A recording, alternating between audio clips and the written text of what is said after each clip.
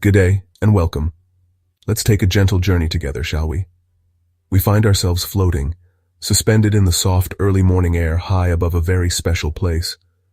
Below us lies the city of Surakarta, often affectionately known as Solo.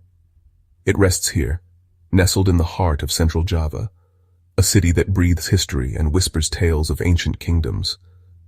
From this vantage point, the world slows down. The usual hustle and bustle of city life transforms into a quiet, rhythmic dance. As we drift, almost motionless, the first rays of the tropical sun begin to crest the distant peak of Mount Lau. Our journey begins in earnest over the residential heart of the city, a sprawling tapestry of terracotta tiles. As the sun's light strengthens, it ignites the rooftops, turning them into a vast shimmering sea of earthy reds, oranges, and deep browns. You can trace the lines of narrow alleyways or gangs that wind between the houses like hidden streams. These are the city's capillaries. Here and there, a splash of vibrant color interrupts the terracotta expanse. A bright blue tarpaulin, a courtyard painted in a cheerful yellow. Look closely, and you can see the first signs of life stirring. A thin plume of smoke drifts lazily upwards from a kitchen chimney in a small enclosed courtyard.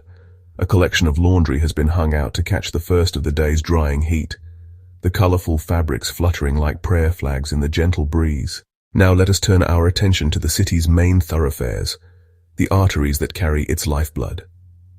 From above, Jalan Slamet Riyadi, the city's grand central avenue, appears as a long, straight ribbon cutting through the urban fabric. At this early hour it is still relatively quiet. A handful of early motorcyclists appear as tiny, moving specks, their headlights still glowing faintly in the dawn light. A traditional becak, or cycle rickshaw, moves at a more leisurely pace, its driver standing on the pedals to gain momentum, a testament to human-powered grace. As we drift along its path, we can see how this central street connects different parts of the city. It links modern shopping centers with historic colonial buildings. The street is lined with majestic tamarind trees, their dense canopies forming a green tunnel that, from our perspective, looks like a soft, living corridor. Let us now glide towards the very soul of Surakarta, its royal and cultural heart. Below us lies the magnificent Keraton Surakarta Hadiningrat, the royal palace. From the air, its scale and design are truly breathtaking. It is not a single building, but a sprawling complex of courtyards, pavilions, and halls.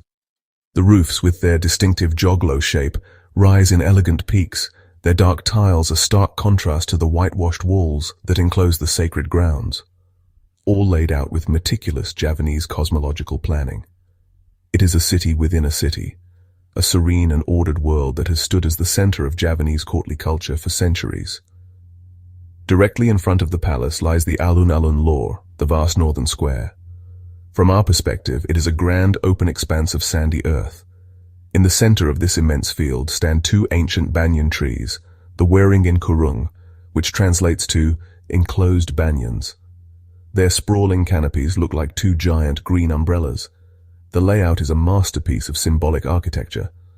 The palace faces north towards Mount Merapi, and the entire city is oriented around this central royal axis.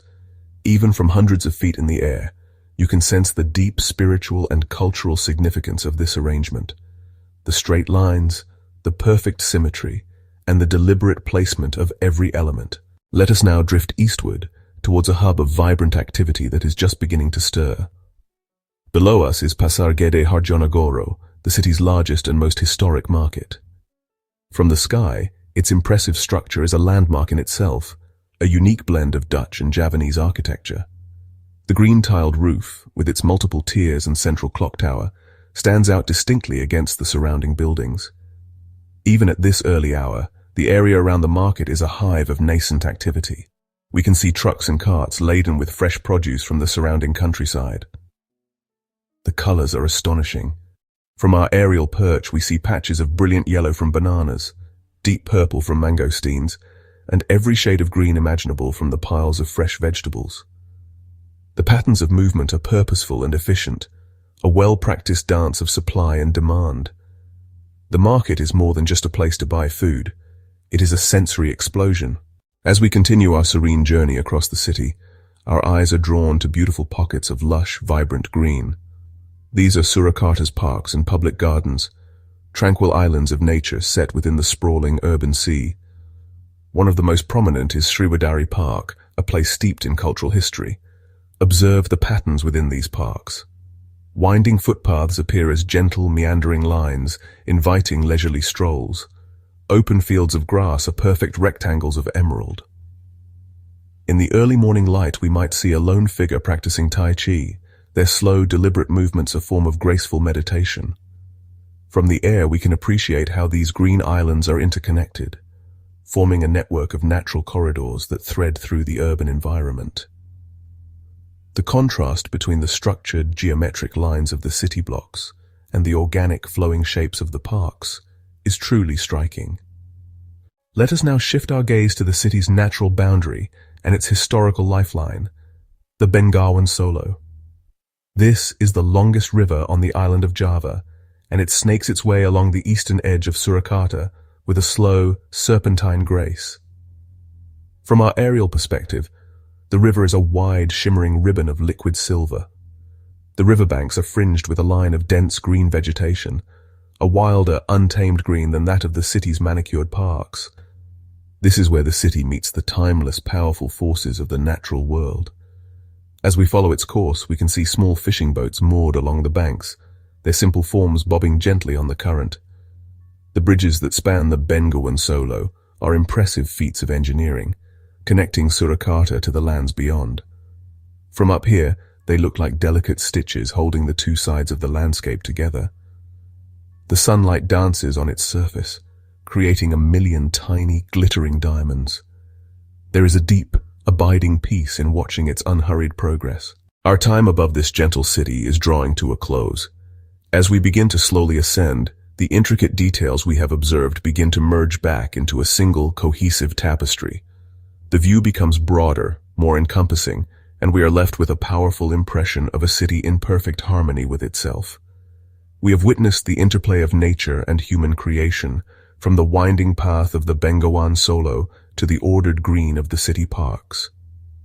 The spirit of Java, which Surakarta so proudly embodies, is not something loud or ostentatious. It is a gentle, resilient, and deeply soulful quality.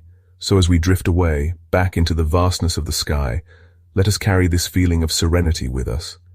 Let the image of this calm and charming city be a reminder. Thank you for joining this gentle flight. May you feel rested, inspired, and perhaps a little more connected to the quiet, enduring spirit of this remarkable place.